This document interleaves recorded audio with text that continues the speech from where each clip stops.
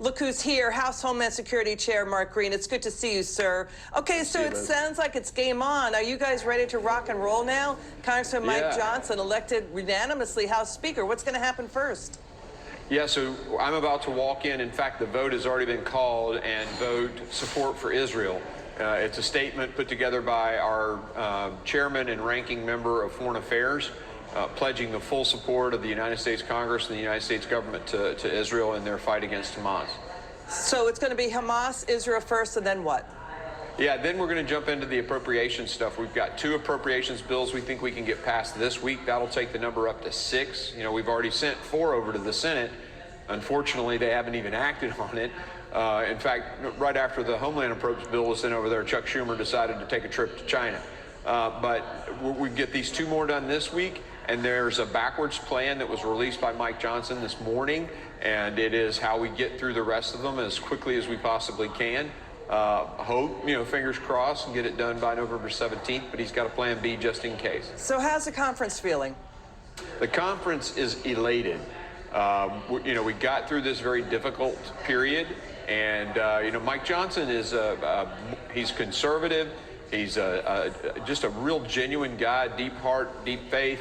It's going to be a great, 118th, the rest of the 118th under his leadership. Got it. Congressman Green, let's take a second. We're going to listen to new Speaker Mike Johnson explain the lay of the land. You're going to see Democrats sit down and not stand when he says Republicans want to fix a border collapse. Watch this.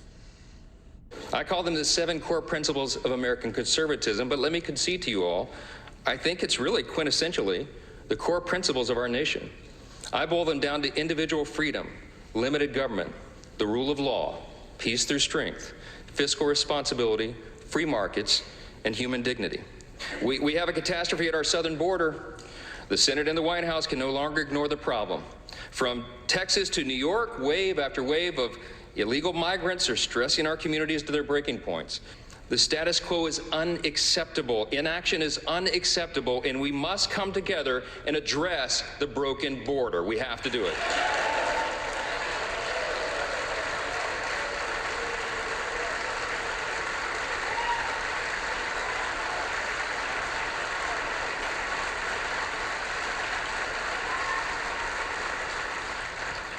Okay, so how come Democrats did not stand for that? I actually am glad they didn't, because it just shows the American people how out of touch the Democrats are with the American people, to include Democrats back in their districts. If you look at the New York governor, the Massachusetts governor, the New York City mayor, Democrat leaders across our country are saying enough is enough. The Democrat, a councilman from New York City came to our committee and testified that this was destroying their city, and that they were going to spend $12 billion next year to house the migrants. Sure, if they want to be out of tune with the American people, I'm fine with that. We're going to vote them. The American people will vote them out of office, and that'll be one of the best things that could happen to America. America's always been legal immigration. It's not fair if people who do it legally get pushed to the back of the line. Now we've got 7.5 million illegal immigrants. That's equivalent to crossing. That's the equivalent of I think the population of half a dozen states. But what's more concerning, we checked the numbers under this administration, 1,042 terrorists on the FBI watch list caught crossing too. Final word.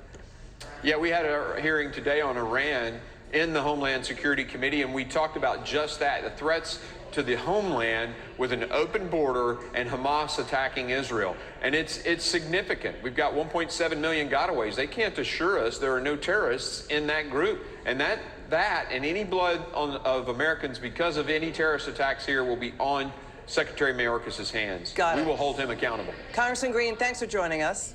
Thanks for having me.